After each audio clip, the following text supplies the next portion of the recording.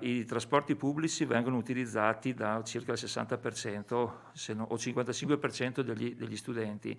La nostra proposta consiste nel dividere la classe in 3 gruppi, quindi 7 o 8 ragazzi al massimo, 8, 16, 24, una classe media, no? O 7, 14, 21, che dovrebbero o potrebbero essere presenti in presenza a scuola 2 giorni a settimana.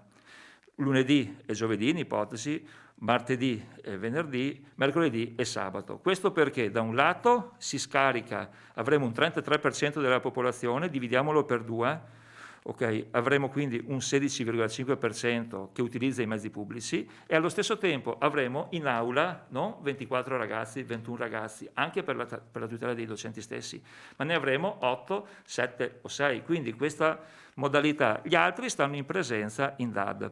Però ripeto, è una proposta, ma che cerca di andare incontro, e l'abbiamo scritto, ai due problemi principali evidenziati dal Presidente Zaia, che sono quello dei trasporti, da un lato, e quello ovviamente degli assembramenti fuori da scuola o nel circondario della scuola, e quindi del contagio.